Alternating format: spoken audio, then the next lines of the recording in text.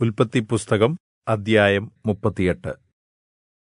അക്കാലത്ത് യെഹൂദാ തന്റെ സഹോദരന്മാരെ വിട്ട് ഹീരാ എന്നു പേരുള്ള ഒരു അദുല്ലാമ്യന്റെ അടുക്കൽ ചെന്നു. അവിടെ ശൂവാ എന്നു പേരുള്ള ഒരു കനാന്യന്റെ മകളെ കണ്ടു. അവളെ വിവാഹം ചെയ്തു. അവൾ ഗർഭംധരിച്ച് ഒരു മകനെ പ്രസവിച്ചു. യെഹൂദാ അവന് ഏർ എന്നു പേരിട്ടു. അവൾ പിന്നെയും ഗർഭംധരിച്ച് ഒരു മകനെ പ്രസവിച്ചു. അവൾ അവന് ഓനാൻ എന്നു പേരിട്ടു. അവൾ പിന്നെയും ഗർഭംധരിച്ച് ഒരു മകനെ പ്രസവിച്ചു. അവന് ശേലാ എന്നു പേരിട്ടു. അവൾ ഇവനെ പ്രസവിച്ചപ്പോൾ യെഹൂദാ കെസീബിൽ ആയിരുന്നു. യെഹൂദാ തന്റെ ആദ്യജാതനായ ഏരിന് താമാർ എന്നു പേരുള്ള ഒരു ഭാര്യയെ എടുത്തു. യെഹൂദയുടെ ആദ്യജാതനായ ഏർ യഹോവയ്ക്ക് അപ്രിയനായിരുന്നതുകൊണ്ട് യഹോവ അവനെ മരണത്തിനിരയാക്കി. അപ്പോൾ യെഹൂദാ ഓനാനോട്, നിന്റെ ജ്യേഷ്ഠന്റെ ഭാര്യയുടെ അടുക്കൽ ചെന്ന് അവളോട് ദേവരധർമ്മം അനുഷ്ഠിച്ച് ജ്യേഷ്ഠന്റെ പേർക്ക് സന്തതിയെ ജനിപ്പിക്കുക എന്ന് പറഞ്ഞു. എന്നാൽ ആ സന്തതി തന്റേതായിരിക്കുകയില്ല എന്ന്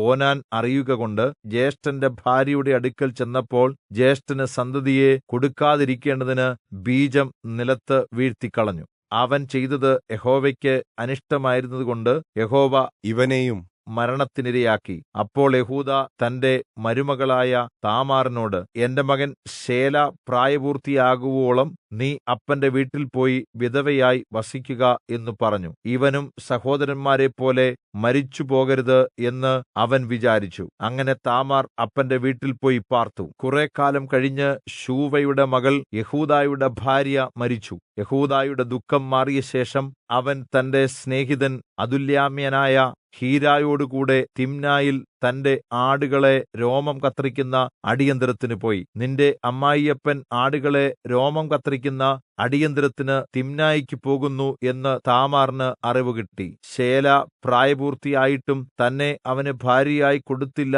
എന്ന് കണ്ടിട്ട് അവൾ വിധവാവസ്ത്രം മാറ്റിവെച്ച് ഒരു മൂടുപടം മൂടി പുതച്ച് തിമ്നായിക്ക് പോകുന്ന വഴിക്കുള്ള എനയീം പട്ടണത്തിന്റെ വാതിക്കൽ ഇരുന്നു. യെഹൂദാ അവളെ കണ്ടപ്പോൾ അവൾ മുഖം മൂടിയിരുന്നതുകൊണ്ട് ഒരു വേശ്യ എന്ന് വിചാരിച്ചു. അവൻ വഴിയരികെ അവളുടെ അടുക്കലേക്ക് തിരിഞ്ഞ് തന്റെ മരുമകൾ എന്ന് അറിയാതെ, വരിക, ഞാൻ നിന്റെ അടുക്കൽ വരട്ടെ എന്ന് പറഞ്ഞു. എന്റെ അടുക്കൽ വരുന്നതിന് നീ എനിക്ക് എന്ത് തരും എന്ന് അവൾ ചോദിച്ചു. ഞാൻ ആട്ടിൻകൂട്ടത്തിൽ നിന്ന് ഒരു ആട്ടിൻകുട്ടിയെ നിനക്ക് കൊടുത്തയക്കാം എന്ന് അവൻ പറഞ്ഞു. നീ കൊടുത്തയക്കുന്നത് വരെ ഒരു പണയം തരുമോ എന്ന് അവൾ ചോദിച്ചു. ഞാൻ നിനക്ക് എന്ത് പണയം തരണം എന്ന് അവൻ ചോദിച്ചതിന്, നിന്റെ മുദ്രാമോതിരവും മോതിരച്ചരടും നിന്റെ കയ്യിലെ വടിയും എന്ന് അവൾ പറഞ്ഞു. ഇവ അവൾക്ക് കൊടുത്തു. അവൻ അവളുടെ അടുക്കൽ ചെന്നു. അവൾ ഗർഭം ധരിക്കുകയും ചെയ്തു. പിന്നെ അവൾ എഴുന്നേറ്റുപോയി തന്റെ മൂടുപടം നീക്കി വിധവാവസ്ത്രം ധരിച്ചു. സ്ത്രീയുടെ കയ്യിൽ നിന്നും പണയം മടക്കി വാങ്ങേണ്ടതിന് യെഹൂദാ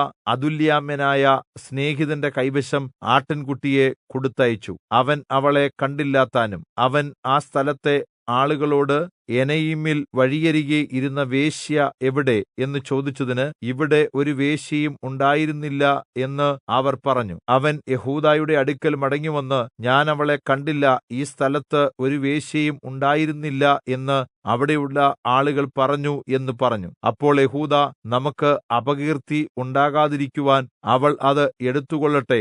ഞാൻ ഈ ആട്ടിൻകുട്ടിയെ കൊടുത്തയച്ചുവല്ലോ, നീ അവളെ കണ്ടില്ലാതാനും എന്ന് പറഞ്ഞു. ഏകദേശം 3 മാസം കഴിഞ്ഞിട്ട് നിന്റെ മരുമകൾ താമാർ പരസംഗം ചെയ്തു, പരസംഗത്താൽ ഗർഭിണിയായിരിക്കുന്നു എന്ന് യെഹൂദയ്ക്ക് അറിവ് കിട്ടി. അപ്പോൾ യെഹൂദാ, അവളെ പുറത്തു കൊണ്ടുവരുവീൻ, അവളെ ചുട്ടുകളയണം എന്ന് പറഞ്ഞു. അവളെ പുറത്തു കൊണ്ടുവന്നപ്പോൾ അവൾ അമ്മായപ്പന്റെ അടുക്കൽ ആളയച്ച്, ഇവയുടെ ഉടമസ്ഥനായ പുരുഷനാൽ ആകുന്നു ഞാൻ ഗർഭിണിയായിരിക്കുന്നത്. ഈ മുദ്രാമോതിരവും മോതിരച്ചരടും വടിയും ആരുടേതെന്ന് നോക്കി അറിയണം എന്ന് പറയിച്ചു. യെഹൂദാ അവയെ അറിഞ്ഞ്, അവൾ എന്നിലും നീതിയുള്ളവൾ, ഞാൻ അവളെ എന്റെ മകൻ ശേലാവിന് കൊടുത്തില്ല എന്ന് പറഞ്ഞു. അതിൽ പിന്നെ അവളെ പ്രാപിച്ചതുമില്ല.